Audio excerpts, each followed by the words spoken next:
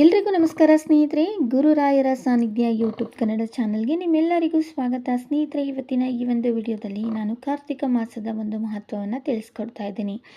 ಕಾರ್ತಿಕ ಮಾಸದಲ್ಲಿ ನಾವು ಯಾವೆಲ್ಲ ಕೆಲಸಗಳನ್ನ ಮಾಡಬೇಕು, ಯಾವ ದೇವಾರಾಧನೆಯನ್ನು ಮಾಡಬೇಕು, ಕಾರ್ತಿಕ ಮಾಸದ ವಿಶೇಷತೆ ಏನು ಮತ್ತು ಕಾರ್ತಿಕ ಮಾಸ ಯಾವಾಗ ಪ್ರಾರಂಭವಾಗಿ ಯಾವಾಗ ಮುಕ್ತಾಯ ಆಗುತ್ತದೆ ಅನ್ನೋದನ್ನು ಇವತ್ತಿನ ವಿಡಿಯೋದಲ್ಲಿ ಸಂಪೂರ್ಣವಾಗಿ ತಿಳಿಸ್ಕೊಡ್ತಿದ್ದೀನಿ. ವಿಡಿಯೋವನ್ನು ಪೂರ್ತಿಯಾಗಿ ನೋಡಿ. ಇಷ್ಟ ಆದರೆ ಲೈಕ್, ಶೇರ್, ಕಮೆಂಟ್ ಮಾಡಿ ಸ್ನೇಹಿತರೆ.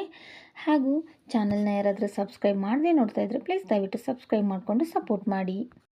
ಸ್ನೇಹಿತರೆ, ಕಾರ್ತಿಕ ಮಾಸವನ್ನು ನಾವು ದಾಮೋದರ ಮಾಸ ಅಂತ ಕರಿತೀವಿ. ಈ ಮಾಸದ ಒಂದು ಅಧಿದೇವತೆ ಬಂದು ಮಹಾವಿಷ್ಣುವನ್ನು ಈ ಮಾಸದಲ್ಲಿ ದಾಮೋದರ ಅನ್ನುವ ಹೆಸರಿನಿಂದ ಕರಿತೀವಿ ಸ್ನೇಹಿತರೆ.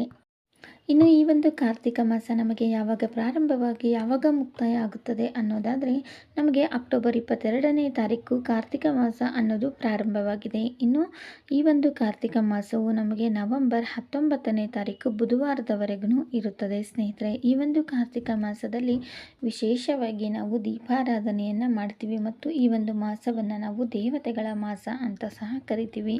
ಇನ್ನು ಅಷ್ಟೇ ಅಲ್ಲದೆ ಈ ಒಂದು ಕಾರ್ತಿಕ ಮಾಸದಲ್ಲಿ ನದಿ ಸ್ನಾನ ಮತ್ತು ತೀರ್ಥ ಸ್ನಾನಕ್ಕೆ ಹೆಚ್ಚಿನ ಒಂದು ಮಹತ್ವವನ್ನು ಸಹ ಇದೆ. ಯಾವುದೇ ಒಂದು ದೇವಸ್ಥಾನಕ್ಕೆ ಹೋದರೆ ಅಲ್ಲಿ ನದಿಯಲ್ಲಿ ಸ್ನಾನ ಮಾಡಿ ದೇವಸ್ಥಾನದಲ್ಲಿ ದೀಪಗಳನ್ನ ಹಚ್ಚಿ ದೇವಸ್ಥಾನದಲ್ಲಿ ದೀಪಗಳನ್ನ ದಾನ ಮಾಡೋದ್ರಿಂದ ನಮ್ಮ ಸಕಲ ಪಾಪಗಳು ನಿವಾರಣೆಯಾಗಿ ನಮಗೆ ಸ್ವರ್ಗಲೋಕ ಅನ್ನೋದು ಪ್ರಾಪ್ತಿಯಾಗುತ್ತದೆ ಅನ್ನೋದು ಒಂದು ನಂಬಿಕೆ. ಇನ್ನು ಅಷ್ಟೇ ಅಲ್ಲದೆ ದೇವಾಲಯದಲ್ಲಿ ದೀಪದಾನವನ್ನು ಮಾಡಿ ಬ್ರಾಹ್ಮಣರಿಗೆ ಭೋಜನವನ್ನು ಮಾಡಿಸೋದ್ರಿಂದ ಲಕ್ಷ್ಮೀ ಕಟಾಕ್ಷ ಅನ್ನೋದು ಪ್ರಾಪ್ತಿಯಾಗುತ್ತದೆ. ಮತ್ತು ದೇವಸ್ಥಾನದಲ್ಲಿ ನಾವು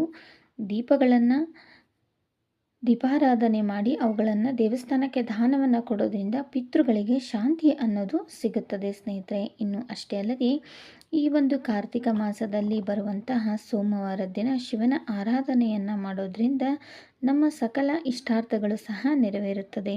ಇನ್ನು ಕಾರ್ತಿಕ ಮಾಸದಲ್ಲಿ ನಾವು ವಿಷ್ಣು, ಲಕ್ಷ್ಮಿ ಮತ್ತು ಶಿವನನ್ನು ಆರಾಧನೆ ಮಾಡ್ತೀವಿ. ಇನ್ನು ಅಷ್ಟೇ ಅಲ್ಲದೆ ಈ ಒಂದು ಮಾಸದಲ್ಲಿ ತುಳಸಿ ವಿವಾಹವನ್ನು ಸಹ ಮಾಡ್ತೀವಿ. ಮತ್ತು ಈ ಒಂದು ಕಾರ್ತಿಕ ಮಾಸದಲ್ಲಿ ಈ ವರ್ಷ 2025ರಲ್ಲಿ ನಮಗೆ 4 ಸೋಮವಾರ ಬಂದಿದೆ ಸ್ನೇಹಿತರೆ. ಅದರಲ್ಲಿ ನಮಗೆ ಅಕ್ಟೋಬರ್ 27ನೇ ತಾರೀಕು ಮೊದಲನೇ ಸೋಮವಾರ, ನವೆಂಬರ್ 3 ಮತ್ತು ನವೆಂಬರ್ 10 ಮತ್ತು ನವೆಂಬರ್ 17 ಈ 4 ಸೋಮವಾರಗಳು ಸಹ ಶಿವನಿಗೆ ಪೂಜೆಯನ್ನು ಮಾಡೋದಕ್ಕೆ ನಮಗೆ 4 ಸೋಮವಾರಗಳು ಈ ಒಂದು ಕಾರ್ತಿಕ ಮಾಸದಲ್ಲಿ ಸಿಗುತ್ತದೆ ಸ್ನೇಹಿತರೆ. ವಿಶೇಷವಾಗಿ ಬೆಲ್ಲದ ದೀಪಾರಾಧನೆ, ಅಕ್ಕಿ ಹಿಟ್ಟಿನ ತಂಬಿಟ್ಟಿನ ದೀಪಾರಾಧನೆ, ತೆಂಗಿನಕಾಯಿಯ ದೀಪಾರಾಧನೆ, ಶಿವನಿಗೆ ರುದ್ರಾಭಿಷೇಕ ಮತ್ತು ಬಿಲ್ವಾರ್ಚನೆಯನ್ನು ಕಾರ್ತಿಕ ಮಾಸದಲ್ಲಿ ಮಾಡಿಸೋದ್ರಿಂದ ಲಕ್ಷ್ಮೀ ಕಟಾಕ್ಷ ಪ್ರಾಪ್ತಿಯಾಗುತ್ತದೆ ಮತ್ತು ಸಕಲ ರೋಗಗಳು ಸಹ ನಿವಾರಣೆ ಆಗುತ್ತದೆ ಅನ್ನೋದು ಒಂದು ನಂಬಿಕೆ. ಇನ್ನು ಅಷ್ಟೇ ಅಲ್ಲದೆ ಕಾರ್ತಿಕ ಮಾಸದಲ್ಲಿ ಬರುವ ಹುಣ್ಣಿಮೆಯನ್ನು ವ್ಯಾಸ ಪೂರ್ಣಿಮಾ ಅಂತ ಸಹ ಕರಿತೀವಿ.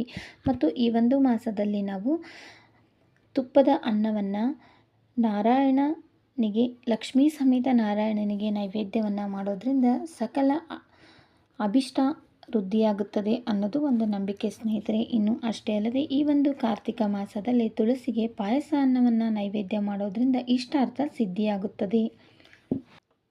ಇನ್ನು ಅಷ್ಟೇ ಅಲ್ಲದೆ ಕಾರ್ತಿಕ ಮಾಸದಲ್ಲಿ ವಿಶೇಷವಾಗಿ ದೀಪಾರಾಧನೆ, ದೀಪಗಳ ದಾನ ಮತ್ತು ಬ್ರಾಹ್ಮಣ ಭೋಜನ, ವಸ್ತ್ರದಾನ ಮತ್ತು ಯಾವುದೇ ಒಂದು ದೇವಸ್ಥಾನದಲ್ಲಿ ನಮ್ಮ ಇಷ್ಟಾರ್ಥ ಸಿದ್ಧಿಗಾಗಿ ಎಳ್ಳೆಣ್ಣೆಯನ್ನು ನಾವು ದೀಪ ಸಮೇತ ದಾನವಾಗಿ ಕೊಡಬೇಕು ಸ್ನೇಹಿತರೆ. ಮತ್ತು ಈ ಒಂದು ಕಾರ್ತಿಕ ಮಾಸದಲ್ಲಿ ಮುಖ್ಯವಾಗಿ ನಾವು ಪ್ರತಿನಿತ್ಯ ತುಳಸಿಗೆ ತುಪ್ಪದ ದೀಪವನ್ನು ಹಚ್ಚೋದ್ರಿಂದ ಲಕ್ಷ್ಮೀ ಕಟಾಕ್ಷ ಪ್ರಾಪ್ತಿಯಾಗುತ್ತದೆ. ತಿಳ್ಕೊಂಡ್ರಲ್ಲ ಸ್ನೇಹಿತರೆ, ಕಾರ್ತಿಕ ಮಾಸ ಯಾವಾಗ ಪ್ರಾರಂಭವಾಗಿ ಯಾವಾಗ ಮುಕ್ತಾಯವಾಗುತ್ತದೆ ಮತ್ತು ಕಾರ್ತಿಕ ಮಾಸದ ಮಹತ್ವವೇನು ಅನ್ನೋದನ್ನೇ ಇವತ್ತಿನ ವಿಡಿಯೋದಲ್ಲಿ ತಿಳಿಸ್ಕೊಟ್ಟಿದ್ದೀನಿ. ಈ ವಿಡಿಯೋನ ನೋಡಿದಂಥ ಎಲ್ರಿಗೂ ತುಂಬ ಹೃದಯದ ಧನ್ಯವಾದಗಳು.